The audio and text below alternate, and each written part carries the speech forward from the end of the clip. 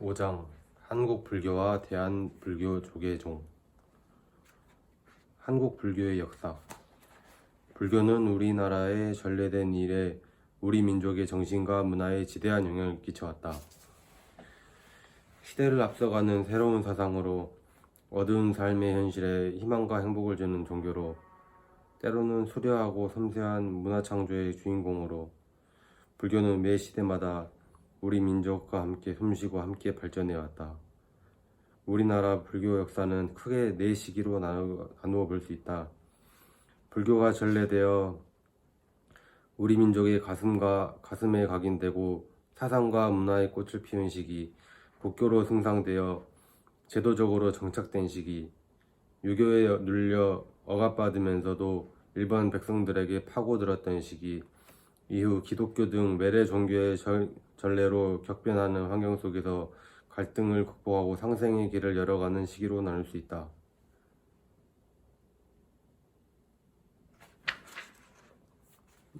1. 전래 시기 및 발전기. 1. 고대 국가의 불교 수용. 우리나라에 불교가 전래된 것은 고구려 소소림 왕 2년이다. 중국 전진의 왕 북연이 고승 순도스님을 보내 고구려의 불상과 경전을 전하게 되는 것이다. 소소림 왕은 우리나라 최초의 절인 초문사와 이불란사를 세워 불교를 신봉케 했다. 그러나 이전에 이미 불교가 전래되어 민간에서 숭상하는 이가 있었던 것으로 보인다.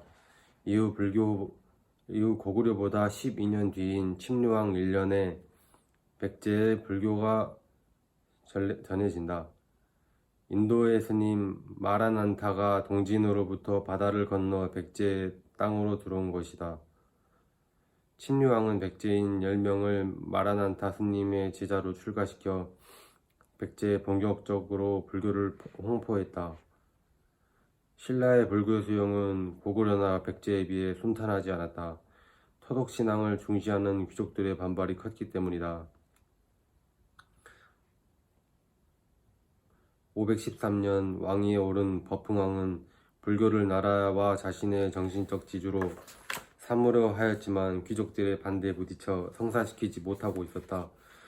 그러나 왕의 종질인 이차돈이 불교를 위해 순교하여 이적을 보여줌으로써 새로운 전기를 마련하게 되었다. 이차돈은 부처님이 만일 신령스럽다면 내가 죽을 때 이적이 있으리라고 말하였다. 과연 그의 말대로 기적이 일어났다. 목을 베자 목 가운데 흰 젖이 한 길이나 솟구쳤다. 이때 하늘에서는 꽃비가 내리고 땅이 흔들렸다. 이차돈의 순교로 귀족들의 반발을 제압하고 불교는 국가의 공인을 받을 수 있었다. 이러한 이야기는 국왕의 불교 수용 의지에도 불구하고 토착신앙을 중심으로 한 귀족들의 반발이 만만치 않았음을 보여준다. 불교 공인은 귀족들에게 대하여 왕권을 강화하고 중앙 집권적 통치 체제를 강화하려는 정책과 함께 병행되었다. 이렇게 불교는 고구려 백제 신라가 고대 국가의 변모를 갖추는 데 많은 기여를 하였다. 불교는 부족의식을 초월한 국가정신과 새로운 사회윤리 확립에 큰 밑거름이 되었던 것이다. 그리고 불교는 불교사상, 신행과 더불어 음악, 미술, 공예, 건축, 의학 등 새로운 문화를 들여와 꽃피우는 데 커다란 역할을 하였다. 고대 국가의 왕들은 왕권 강화를 위해 왕적불 혹은 수수료 전륜성 왕임을 자처하였다. 특히 신라의 왕들은 왕명을 불명으로 지어 불교를 널리 전하는 한편 부처님의 힘을 빌어 나라를 안정적으로 다스리려 하였다. 예컨대 버풍왕은 불법을 일으키는 왕이라는 의미인데, 그는 불교를 공인한 이듬해 살생을 금하는 명을 생일이고 흑륜사를 지내었다. 이후 버풍왕은 흑륜사로 들어가 머리를 깎고 법공이라 이름하였다. 왕비도 영흥사를 짓고 그 절에 들어가 비구니가 되어 법명을 묘법이라고 하였다. 진흥왕은 정법으로 통치하는 이상적인 성군인 전륜성왕을 꿈꾸었으며 황룡사를 창건하였다. 진흥왕 이에 이어 왕위에 오른 진평왕은 자신의 이름을 부처님의 아버지 정반왕의 이름을 본떠 백정이라고 했으며 왕비도 마야 부인이라 할 정도로 불교를 깊이 신봉했다. 신라 왕실이 부처님의 가계와 같다는 것을 진종의식이라 한다. 법흥왕 이후 진덕여왕에 이르기까지 진이라는 글자를 사용한 것도 이러한 진종의식에서 비롯된다. 선덕여왕 때에는 분향사 및 황룡사 구층탑을 조성하였으며 이를 통해 부처님의 힘으로 외세 침략으로부터 나라를 안정적으로 수호하고자 하였다. 자장스님은 당나라 유학 후 선덕여왕 12년에 귀국하여 통도사를 비롯한 많은 사찰을 건립하였다. 특히 오대산을 문수도량으로 설정하여 불국토 신앙의 대중화를 꾀하였다. 신라 불교는 귀족 불교의 성향이 강했지만 대중적이며 서민적인 불교의 흐름도 무시할 수 없었다. 진평왕 대에서 선덕여왕 대에 이르면 일반 대중의 생활 속으로 뛰어들어 불교를 홍포한 선각자적 고승들이 많이 배출되었다.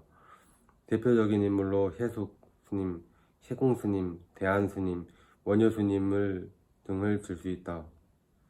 원효 스님은 당시 민중교화의 대표자이자 한국불교 교학의 대성자이다. 의상스님과 함께 떠났던 당나라 유학길에서 해골에 담긴 물을 마시고 모든 것이 마음에 따라 일어난다는 일체유심조 도리를 깨닫고 국내에 남아 한국 불교의 독창적 사상을 만들어냈다. 그는 노래하고 춤을 추며 부처님 법을 전하였다. 이로 인해 그를 모르는 사람들도 부처님의 이름을 알고 나무아미타불을 염송하게 되었다고 한다. 원효사가 저술한 금강산매경론, 대승기신론소 등은 중국에까지 알려져 큰 영향을 주었다. 원효대사의 사상적 특징은 화쟁과 원융이다 라고 한다. 화쟁이란 불교 안의 여러가지 종파의 대립을 화해시켜 각각 가치를 인정해주는 것이고, 원융이란 일심으로 서로 함께 어우러지도록 하는 것이다. 이러한 원융의 정신은 한국 불교의 두드러진 특징을 형성하면서 한국 불교가 선을 중심으로 삼교 융합의 전통을 이끌어오는데 큰 기여를 하였다. 원융은 다른 말로 회통이라고도 한다. 통일신라 시대의 불교의 발전. 통일신라 시대의 해외에서 공부하며 활약한 대표적인 구법승들로는 원측스님, 의상스님, 해초스님 등을 들 수 있다. 원측스님은 신라의 왕손으로 당나라에 건너가 교학 연구에 힘썼다. 천성이 총명했던 원측스님은 수천의 말이라도 한 번 들으면 잊지 않았고 6개국의 말에 능통하여 많은 학생들이 그를 경모했던 세계적인 불교학자이기도 했다.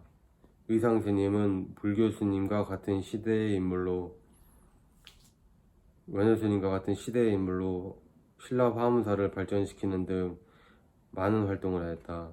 의상스님은 법성계라고 불리는 화엄일승 법계도를 저술하여 명성을 크게 떨쳤다. 법성계는 화엄의 가르침을 하나의 도면에 완성시키는 것으로 지금까지 많은 사람들에 의해 독송되고 있다. 의상스님은 부속사를 지어 화엄 교학을 널리 폈다. 스님은 단순히 교학 연구에 전념하지 않고 낙산사의 관음신앙과 터전을 마련하는 등 오랜 전쟁으로 피폐해진 백성들의 가슴을 달래는 데도 남다른 노력을 기울였다. 당나라로 갔다가 해상을 통해 인도 구법 여행을 하신 해초스님은 성덕왕 때 인도의 불교 유적지를 두루 순례하고 왕오천 축국전이라는 기행문을 남겼다. 통일신라 시기에는 이러한 불교 사상과 신행을 바탕으로 아름다운 불교 문화를 꽃피웠다. 불국사와 석굴암, 다보탑과 석가탑, 검은사지 석가탑, 성덕 대왕 신종 등은 불교뿐만 아니라 한국 문화의 금자탑이라 할 만하다. 통일신라 후기에는 선이 전래되어 우리나라 불교사의 새로운 전개를 이루었다. 달마조사를 초도로 하는 불교선종은 육조 해능스님을 통해 사상적, 실천적 기반을 다졌으며 그 선종의 가르침이 우리나라에 들어오게 된다. 것이다. 선을 우리나라에 처음 들어온 스님은 도의국사이다. 도의국사는 설악산 진전사에 선의 가르침을 전했고 이후 가지산문이나 개창되기에 이르렀다. 이후 가지산문을 포함한 실상산문, 독리산문, 성주산문, 사굴산문, 사자산문, 복림산문, 희양산문, 수미산문 등 모두 9개의 산문이 계산되어 한국 선과 조계종의 뿌리를 형성하였다.